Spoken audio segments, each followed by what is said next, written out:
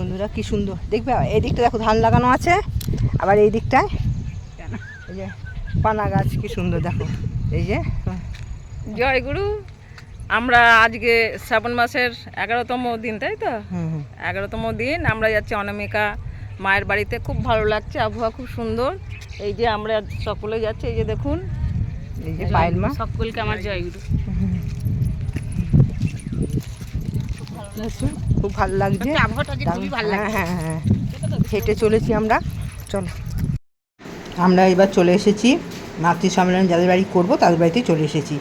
এক্ষুনি মাতৃ সম্মেলন শুরু হবে, সব সঙ্গে থাকো।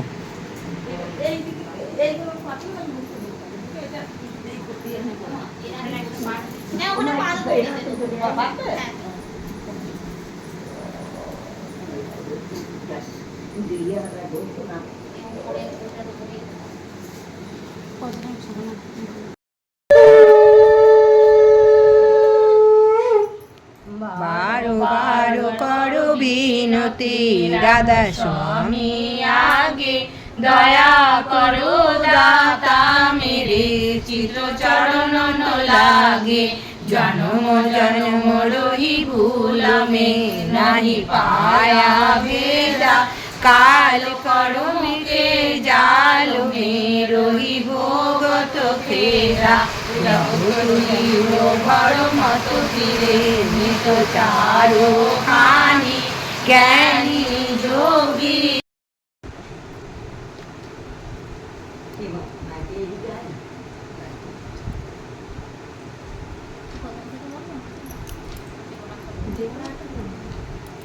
অনুতাপ করো কিন্তু স্মরণ রেখো যেন পুনরায় অনুতপ্ত হতে না হয়। যখনই তোমার কুকর্মের জন্য তুমি অনুতপ্ত হবে তখনই পরম পিতা তোমাকে ক্ষমা করবেন, আর ক্ষমা হলেই বুঝতে পারবে তোমার হৃদয়ে পবিত্র সান্ত্বনা আসছে, আর তাহলেই তুমি বিনীত শান্ত ও আনন্দিত হবে। যে অনুতপ্ত হয়েও পুনরায় সেই প্রকার দুষ্কর্মে রত হয়, বুঝতে হবে সে সত্যরই অত্যন্ত দুর্গতিতে পতিত হবে। শুধু মুখে মুখে অনুতাপই নয়, ও আরও অন্তরে অনুতাপ আসার অন্তরায়। প্রকৃত অনুতাপ এলে তার সমস্ত লক্ষণই অল্প বিস্তর প্রকাশ পায়। জয়।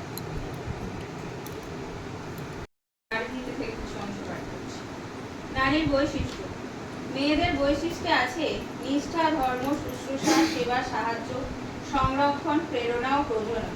তুমি তোমাদের ওই বৈশিষ্ট্যের কোনো কিছুকেই ত্যাগ করিও না, ইহা হারাইলে তোমাদের আর কি রহিল। সেই পথে চলবো সবাই, ওগো প্রেমময় চরণে তোমার কোটি কোটি প্রণাম জানাই। তুমি দেখালে মোদের যে পথ, হিংসার আগুনেতে চলছে যে আজ আমাদের সোনার দেশ। মানুষের মন থেকে মুছে গেছে আজ প্রেম প্রীতি ভালোবাসা শেষ। হিংসার আগুনেতে চলছে যে আজ আমাদের সোনার দেশ। প্রেম প্রীতি ভালোবাসা শেষ। ইষ্টমুখী চরণ ছাড়া, বিশ্বমুখী চরণ ছাড়া বাজবার কোনো পথ নাই। তুমি দেখালে মোদের যে পথ, সেই পথে চলবো সবাই।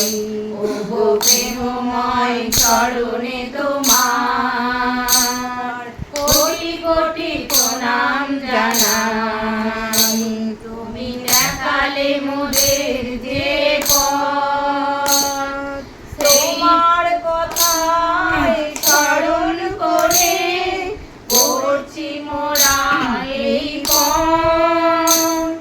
সৎসঙ্গের ধ্বজা উর্ধে তুলে রাখবো মোরা জীবন। তোমার কথায়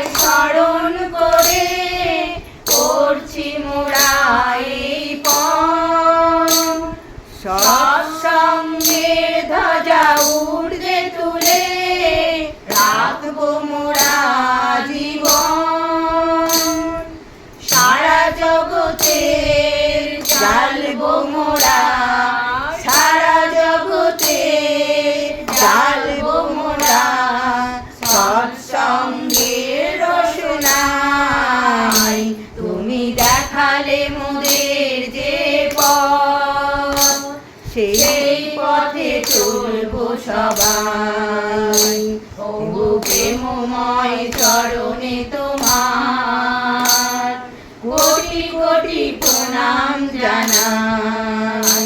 তুমি দেখালে মোদের যে পথ, সেই পথে চলবো সবাই। ও প্রেমময় চরণে তোমার কোটি কোটি প্রণাম।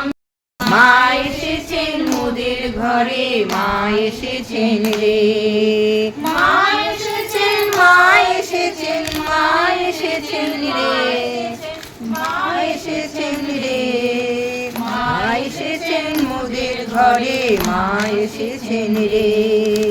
শ্রাবণ মেঘে ছাইল গগন কাহার তরে রে, মা এসেছেন মোদের ঘরে, মা এসেছেন রে। ওই মাতাল হাওয়া করছে বহন কুসুম সুগন্ধে, সেই মায়ের রক্ত রাঙা চরণ পূজাতে। ওই মাতাল হাওয়া করছে বহন কুসুম সুগন্ধে, রক্ত রাঙা চরণ পূজাতে। ওই চল চলিয়ে নদীর জলে, চল চলিয়ে নদীর জলে ঢেউ উঠে গেছে রে, বিহুর তরঙ্গে আজ জাগে ছায় মায়ায় পরাণ ভরায় কে।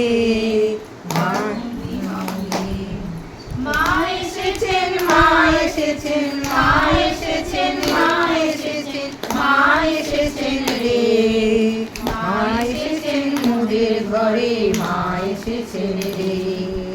শ্রাবণ মেঘে ছাইল গগন কাহার তরে রে, মা এসেছেন মোদের ঘরে, মা এসেছেন রে।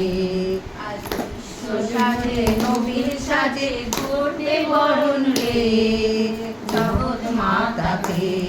তোরা শঙ্খ বাজা ঘণ্টা বাজা, শঙ্খ বাজা ঘণ্টা বাজা, উলুধ্বনি দে। মা এসেছেন আমার ঘিরে, মা এসেছেন রে।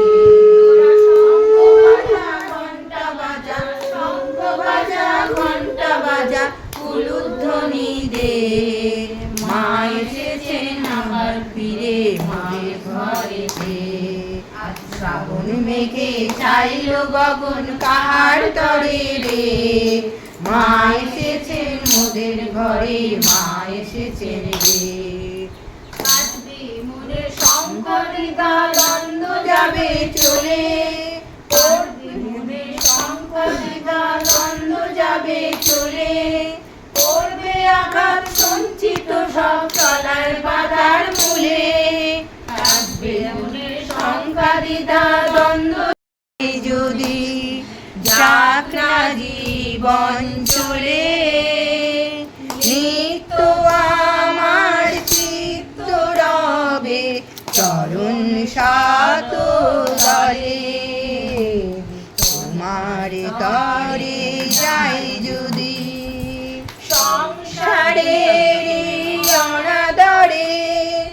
চলবো সদাই তোমায় ধরে, সংসারের অনাদরে।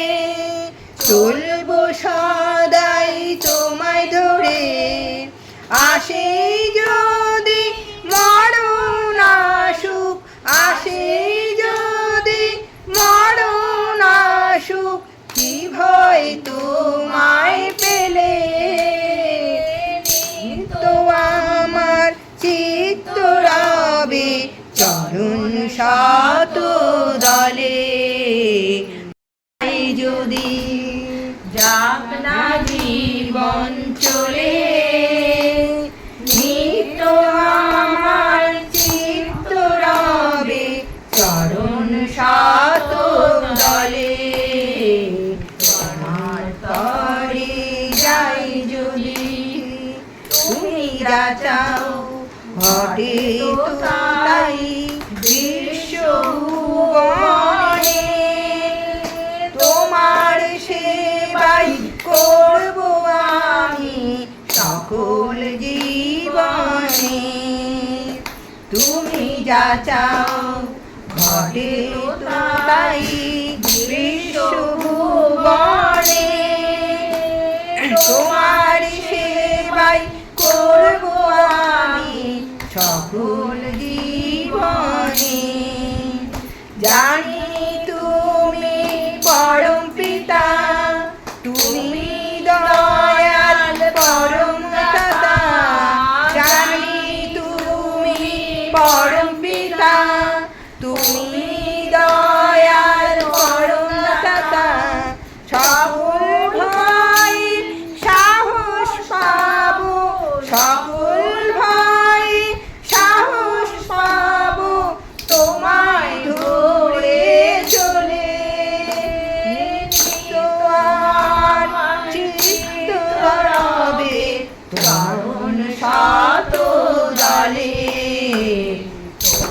তোমারে তরে যাই যদি, যাক না জীবন চলে, নিত্য আমার চিত্ত রবে চরণ সাত দলে। তোমার তরে যাই যদি, তোমার তরে যাই যদি, তোমার তরে যাই যদি।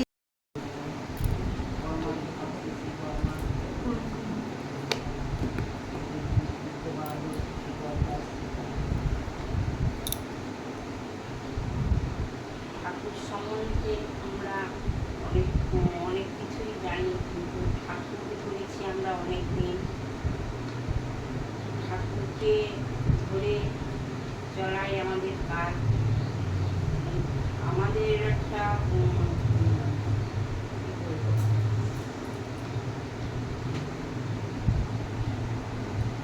অনেকেই বিশ্বাস করে, অনেকেই বিশ্বাস করে না ঠাকুরকে, কিন্তু আমাদের জীবনে যা ঘটেছিল সেটা দেখেই আমরা বিশ্বাস করছি।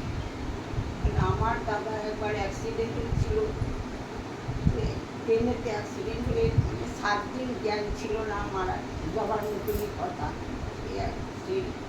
আমার দাদু ঠাকুমা, আমার বাবা মা সবাই, কাকা সবাই মানে ঠাকুরকে প্রার্থনা করে করে সেই দাদাকে আমরা ফিরিয়ে এনেছি। সেই থেকে আমরা ঠাকুরকে খুব বিশ্বাস করি যে আমাদের জীবনে এই ঘটনা ঘটেছিল।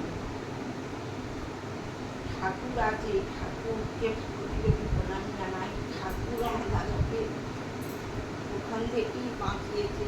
আমরা ঠাকুর ধরেছিলাম বলে আমার দাদাকে ফিরে পেয়েছিলাম।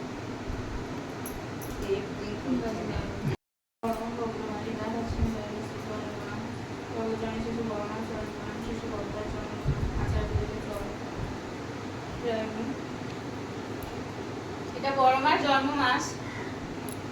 বড় মার জন্মের কথাটা একটু বলি। 1301 সালে 14ই শ্রাবণ শ্রী বড় মা রবিবার জন্মেছিলেন। তো বড় মার মায়ের নাম হচ্ছে ত্রিনয়নী দেবী।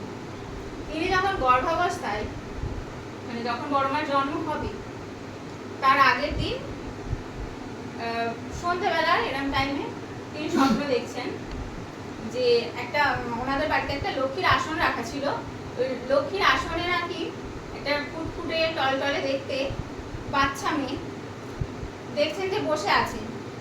থাকতে থাকতে মেয়েটা উঠে এসে, আলতা পরা পায়ে উঠে এসে আস্তে আস্তে মানে ত্রিনয়নী দেবীর গর্ভে বিলীন হয়ে গেল। তারপরেই গর্ভপাত আরম্ভ হয়েছিল, তারপরেই বড় মার জন্ম। তো জন্মের পর তার মাতা দেখেছিলেন যে আমি যেরাম রূপটা দেখেছিলাম ঠিক তেমনই দেখতে বড় মাকে। তিনি বললেন তো আমি তো এরকমই দেখেছিলাম লক্ষ্মী মাকে, তাই তাকে লক্ষ্মী মা হিসেবে পুজো করা হয়। আর একটা কারণ আছে, ঠাকুর বলেন যে ঠাকুর তো বিশ্বপিতা, তিনি যখন ধরাধামে এসেছেন তার সহধর্মিণীকে সেইভাবেই নিয়ে এসেছেন তিনি। তো তার যেমন গুণ তার সহধর্মিণীরও তেমনই নিশ্চয়ই গুণ থাকবে, না হলে কি করে স্ত্রী হলো। একবার ঠাকুরের মা মনমোহিনী দেবী যখন মারা গিয়েছিলেন তখন আশ্রমবাসীর তো সবাইকে মায়ের হিসেবে ইয়ে করতেন, তো পরিপালন করতেন তার মা। তো যখন মারা গেলেন মনমোহিনী দেবী, ঠাকুর বলছেন যে বড় বউ তুমি এদের মা হতে পারবে। সেই দিন থেকে তিনি আশ্রমবাসীর সব মানুষের মা হয়ে উঠেছিলেন। মায়ের মতো পরিপালন সেবা করে তিনি জগৎ জননী নামে বিখ্যাত হয়েছিলেন। তাকে আমরা জগৎ জননী হিসেবে জানি। নারীর বৈশিষ্ট্য হচ্ছে 8টা বৈশিষ্ট্য আজকেই করলাম: নিষ্ঠা, ধর্ম, সেবা, শুশ্রূষা, সাহায্য, সংরক্ষণ, প্রেরণা, প্রজনন। এই 8টা বৈশিষ্ট্য একটু বলি।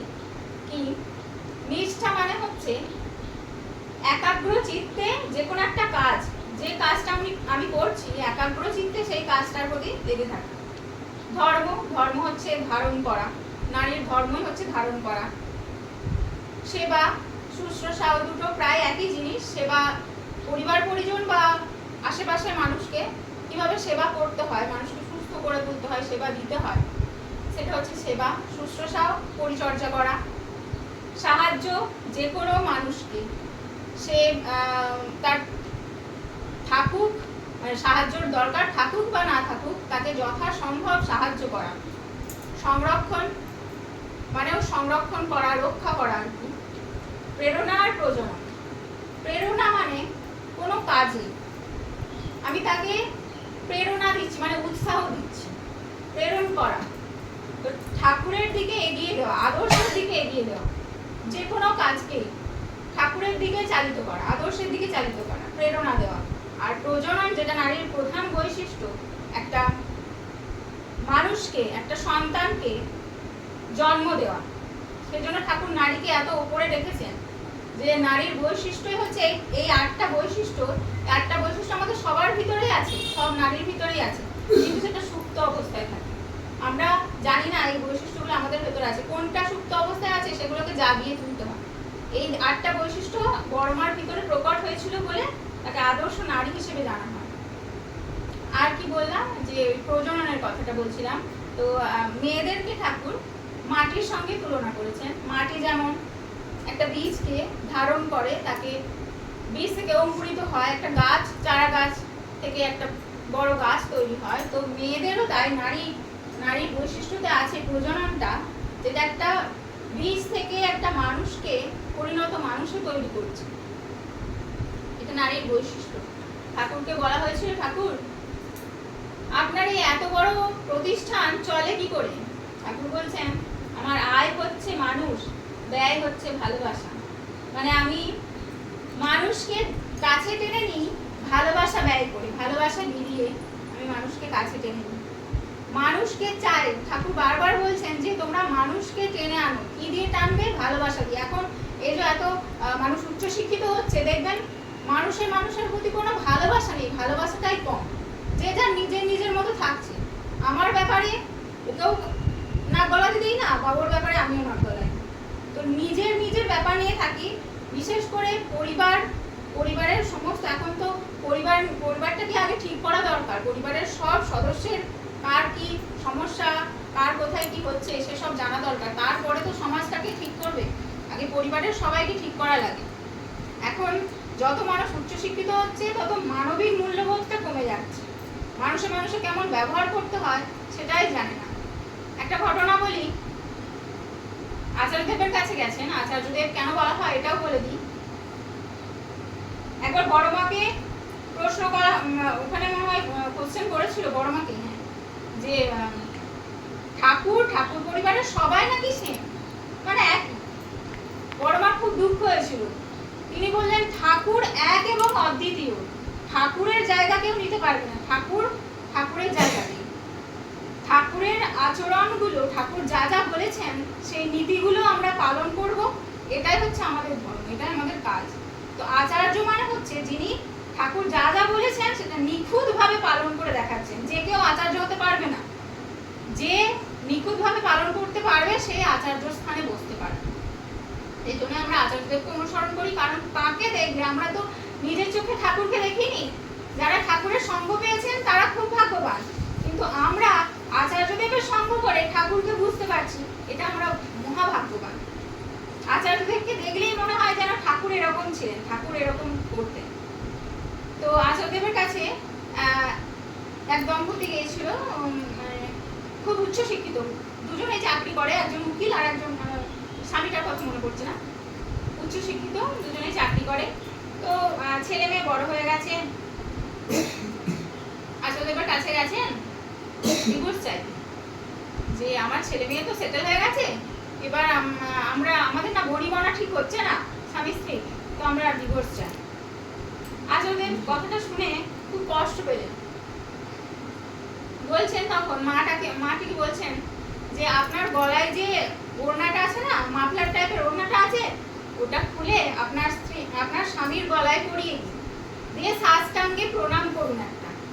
তো ওরা উচ্চশিক্ষিত, ওরা মানে বউটা তো শুনে বলছে যে প্রণাম করব, জীবনে শোনেও নি স্বামীকে প্রণাম করতে হয়। ভাবলো খানিকক্ষণ, তো সবাই দেখছে, দেখে মাফলারটা খুলে স্বামীকে প্রণাম করছে।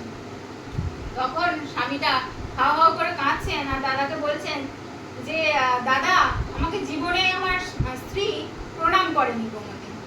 তো প্রণাম যে করতে হয় সেটাই জানে না স্ত্রীটা। সেটাই বলছি, মানে এত উচ্চশিক্ষিতর দিকে চলে যাচ্ছি আমরা, যেটা আমাদের মূল্যবোধ, সামাজিক মূল্যবোধটাও আমরা জানি না, যে কাকে কি ব্যবহার করতে হয়, কার প্রতি শ্রদ্ধা রাখতে হয়। স্বামী মানে দেবতা হিসেবে পুজো করা হয়, তো স্বামী তো আমার থেকে বয়সে বড় হয় স্ত্রীর থেকে, তো স্বামীকে প্রণাম করতে হয়, সেই ব্যাপারটাই জানে না।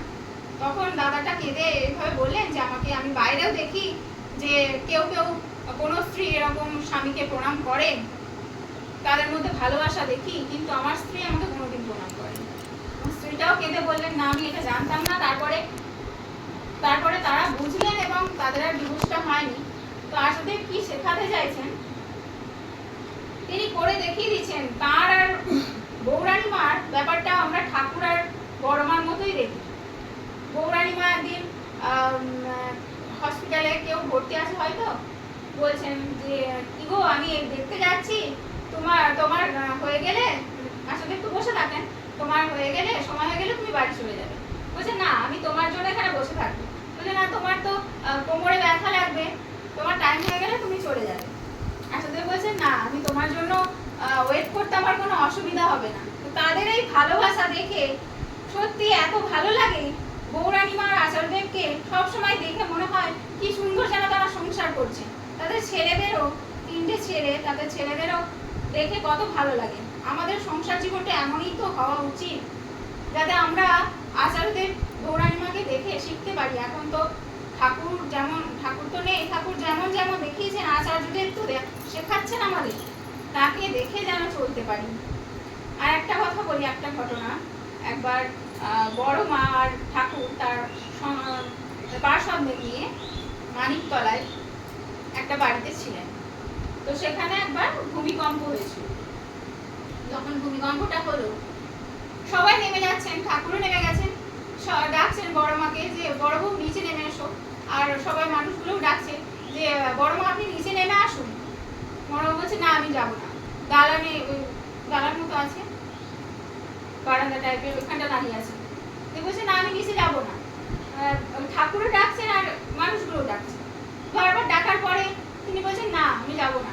যখন ভূমিকম্পটা কিছুক্ষণ পর থেমে গেল, তখন সবাই এসে জিজ্ঞাসা করলো বড়মা এত ডাকলাম আপনাকে, আপনি কেন নামলেন না, যদি কিছু হয়ে যেত? বড়মা বলছেন এই ঘরে ঠাকুরের ব্যবহার করা কত জিনিস আছে, যদি আমি নেমে যেতাম এই ঘরটা পড়ে যেত, তো ঠাকুরের জিনিসগুলো সব নষ্ট হয়ে যেত। আমি জানি আমি যদি থাকি এই ঘরে, তাহলে ঠাকুর কিছুতেই এটা ভাঙতে দেবেন না। তার এই বিশ্বাস, ঠাকুরের প্রতি তার এই বিশ্বাস যে আমি যদি থাকি ঠাকুর এটা কিছুতেই ভাঙতে দেবেন না। অতএব তার বিশ্বাসই রক্ষা হলো যে ঘরটা ভাঙলো না এবং ঠাকুরের জিনিসপত্রগুলো সব একদম ঠিকঠাক থাকলো। তার বিশ্বাস এইভাবে যে ঠাকুরকে যদি আমি ধরে থাকি তাহলে কিছুই হবে না। একটা নৌকা যখন নদীতে ছাড়া হয়, আনার পরে সেটা একটা খুঁটি দিয়ে বেঁধে রেখে দেওয়া হয়, না হলে সেটা টলবে চলে যাবে। তো এই খুঁটিটা হচ্ছে আমার ঠাকুর। আমি যদি আমার খুঁটির সঙ্গে বাঁধা থাকি, যত বিপদই আসুক আমি নড়বো, দুলবো, জ্বলবো, যত কিছুই হোক, কিন্তু আমি বিচ্ছিন্ন হব না, এখান থেকে খুঁটি থেকে বেরিয়ে চলে যাব না। ওই খুঁটিটা হচ্ছে আমার আসল, খুঁটিটা হচ্ছে আমার ঠাকুর। তো আদর্শকে ধরে থাকলে দেখতে পাবেন যে জীবনটা কতটা উন্নতির দিকে যাচ্ছে। এটাই বলার যে আমরা যেন ঠাকুরকে ধরে চলতে পারি এবং ঠাকুর যেমন যেমন বলেছেন শুধু ধরে থাকলেই হবে না যে আমি দীক্ষা নিলাম, দীক্ষা নিয়ে কিছু পালন করলাম না। অনেকে বলে যে দীক্ষা তো নিয়েছি, কি হলো? দীক্ষা নিয়ে আমি ধরুন একটা পাখা নিয়ে এরা বসে আছি, হাওয়াটা কি পাবো? হাওয়া পাওয়ার জন্য আমাকে হাতটা নাড়াতে হবে, হাতটা যখন নাড়াবো তখনই হাওয়াটা পাবো। তো দীক্ষা নিয়ে আমার ঠাকুর যা যা করতে বলেছেন সেগুলো যদি না করি তাহলে কিছুই আমি ফল পাবো না। তার মানে আগে প্রথম হচ্ছে নাও, ধরো, করো, হও, পাও। আগে করতে হবে, তারপরে করতে হবে, হও, তারপরে তুমি ফলটা পাবে। যেমন যেমন ঠাকুর বলেছেন তেমন তেমন যদি করি তবে আমি ফলটা পাবো। ঠাকুরের অনেক কিছু বলা আছে। ঠাকুরের চরণে আপনাদের সবার মঙ্গল কামনা করি। আপনারা সবাই ভালো থাকবেন এবং অবশ্যই ঠাকুরকে নিয়ে চলবেন, ঠাকুরকে মাথায় নিয়ে চলবেন। জয় গুরু।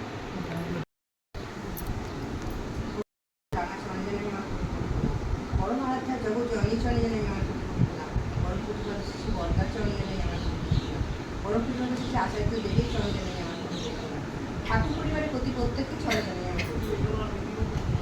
শ্রাবণ মাস খুবই পুণ্যের মাস।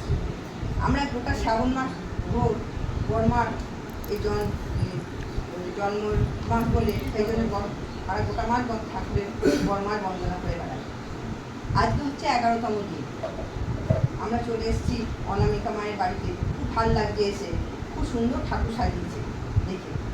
একটা বড় মা এসেছে। বড় মা ধোপাগাঁও গ্রামে 1301 সালে 14 শ্রাবণ রবিবার কৃষ্ণ দ্বাদশী তিথিতে এক বর্ষা মুখর দিনে তিনি ধরাধামে অবতীর্ণ হয়েছিলেন।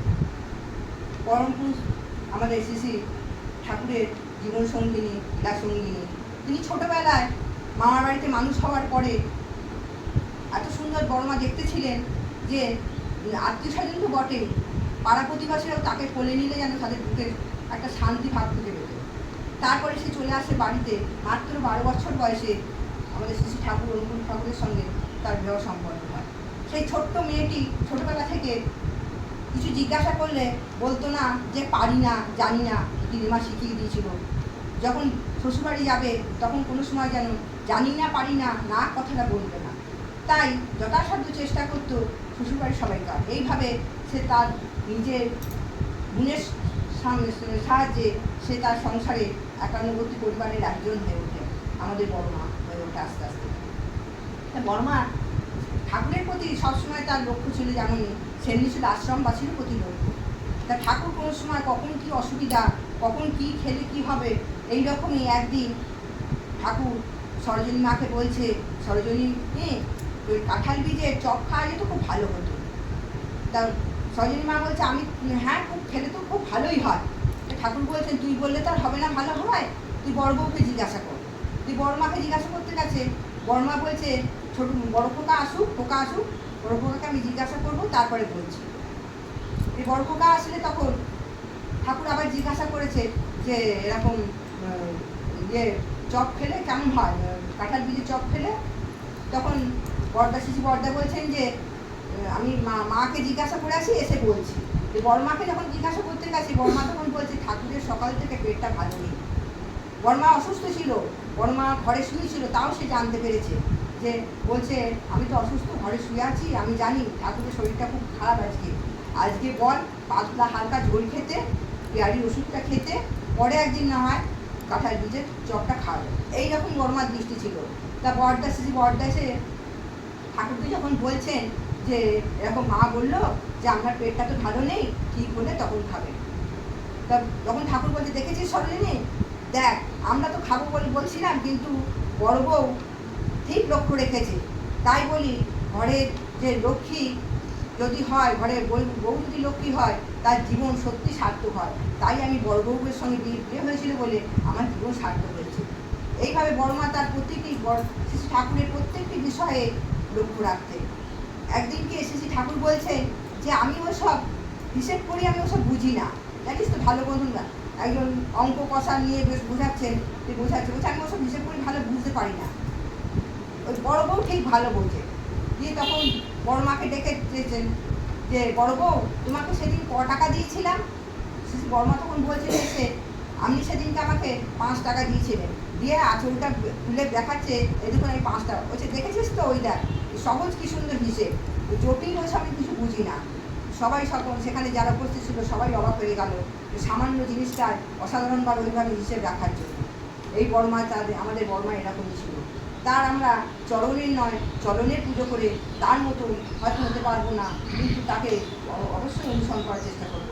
সবাইকার মঙ্গল কামনা করে আমার একটু কথা জানিয়ে শেষ করবো।